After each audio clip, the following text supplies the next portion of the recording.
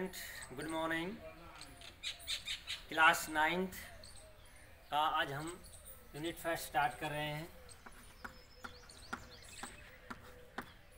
Class ninth में हम physics का सिलेबस शुरू कर रहे हैं। देखिए, क्लास जो 9th है इसके अंदर हमारे पास जो टोटल जो यूनिट है वो 5 यूनिट है। कितनी है बेटा? 5 यूनिट है। और यूनिट जो फर्स्ट है इसके अंदर, यूनिट फर्स्ट है उसका क्या नाम है? मोशन। क्या है? मोशन। क्या है? मोशन। और जो यूनिट सेकंड है उसका क्या नाम है? Force and law of motion. Force and law of motion. और जो यूनिट थर्ड है इसमें हमारे पास उसका नाम है ग्रेविटेशन। क्या है? ग्रेविटेशन। क्या है? ग्रेविटेशन। और जो यूनिट फोर्थ है हमारे पास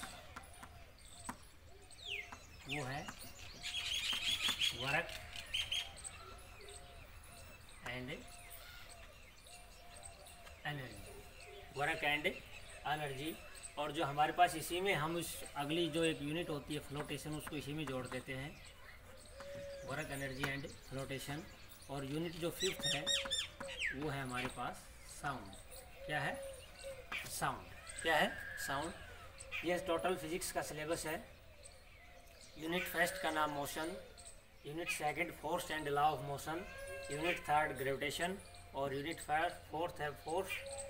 फोर्थ है वो है work energy and flotation. Flotation वैसे अलग यूनिट, इसका एक अलग पार्ट होता है, यूनिट होती है, लेकिन हम इसको इसी के अंदर स्टडी करते हैं। यूनिट जो फिफ्थ है वो हमारे पास क्या है? साउंड। क्या है? साउंड। तो देखिए, आज हम यूनिट फर्स्ट को स्टार्ट करते हैं मोशन। कौन सी यूनिट है? फर्स्ट मोशन, उसको स्टार्ट करते हैं। Unit first motion. Unit first के अंदर क्या है? मोशन। तो सबसे पहले हमारे पास टॉपिक आता है कि रेस्ट और मोशन। रेस्ट और मोशन। रेस्ट क्या होता है और मोशन क्या होता है? देखिए स्टूडेंट, कि कोई भी चीज़ होती है वो रेस्ट में होती है। जैसे चेयर है, ये बोर्ड है, ये वॉल है, ये बिल्डिंग है, जो भी वो सब क्या होते हैं? ये पेड़ है, ये सब किस में होते हैं? रेस्ट में होते हैं। और मोशन क्या होता है कि जब कोई ऑब्जेक्ट मूव करता है तो वो क्या होता है? मोशन में होता है। जैसे अब मैं खड़ा हूँ अपने स्टैंड के ऊपर, तो मैं क्या हूँ? रेस्ट में। अगर मैं चलना शुरू कर दूंगा तो मैं किस में आ जाऊँगा? मोशन में। तो सबसे पहले रेस्ट और मोशन की डेफिनेशन क्या होगी कि टाइम के रेस्पेक्ट में अगर कोई ऑब्जेक्ट अपनी पोजीशन को चेंज कर ले तो किस में होता है? मोशन में। और टाइम के रेस्पेक्ट में अगर कोई ऑब्जेक्ट अपनी पोजीशन को चेंज ना करे तो वो किस में होता है? रेस्ट में। और इसकी डेफिनेशन क्या होगी?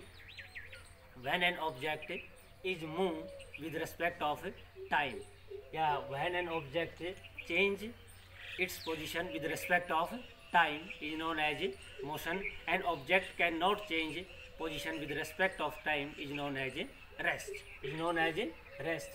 कि रेस्ट और मोशन की डेफिनेशन कि जब कोई ऑब्जेक्ट अपनी टाइम के रेस्पेक्ट में अगर अपनी पोजीशन को चेंज कर ले तो वो क्या होता है? मोशन। और टाइम के रेस्पेक्ट में अगर कोई ऑब्जेक्ट अपनी पोजीशन चेंज नहीं करे तो वो किस में होता है? रेस्ट में। किस में होता है वो? रेस्ट। किस में होता है? रेस्ट में।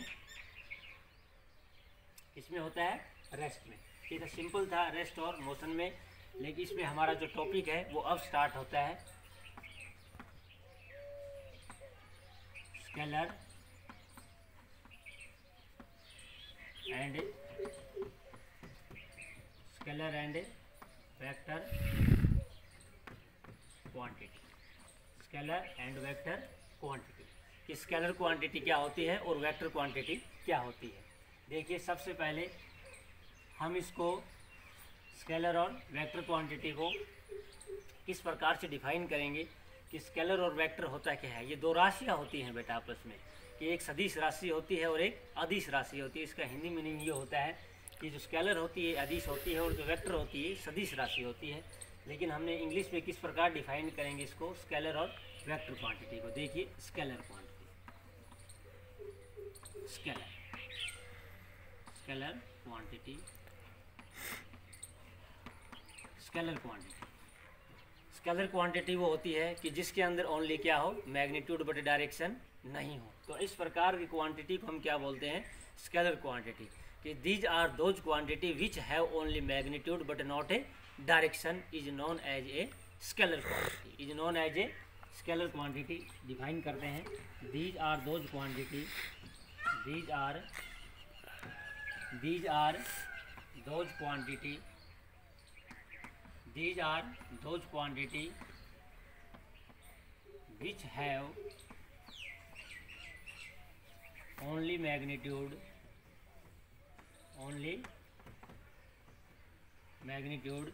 but not direction, but not direction is known as scalar quantity, is known as scalar quantity, is known as scalar quantity। कि स्केलर क्वांटिटी ऐसी क्वांटिटी होती है जिसके अंदर ओनली क्या हो, मैग्नीट्यूड बट डायरेक्शन नहीं हो, तो वो कौन सी क्वांटिटी होती है, स्केलर क्वांटिटी। और वेक्टर क्वांटिटी क्या होती है कि जिसके अंदर मैग्नीट्यूड भी हो और डायरेक्शन भी हो, both magnitude and direction is known as a vector quantity, is known as a vector quantity. इसके एग्जांपल देखते हैं हम, स्केलर क्वांटिटी के जो एग्जांपल्स होते हैं वो क्या होते हैं। देखिए,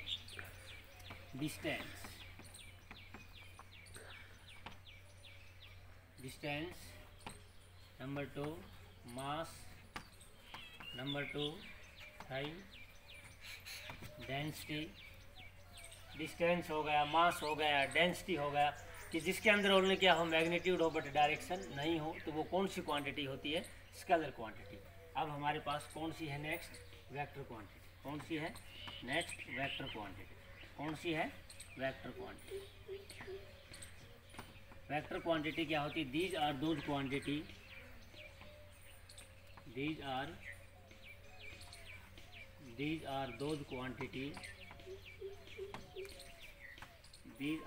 quantity which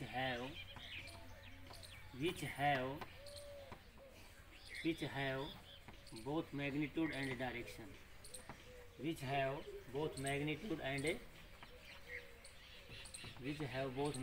and direction is known as a vector quantity, is known as vector quantity, is known as vector quantity, is known as vector quantity। इसके एग्जाम्पल्स क्या होते हैं, इसके एग्जाम्पल्स मैं ऊपर लिख देता हूँ। इसके examples of vector quantity, horse, velocity, acceleration, displacement,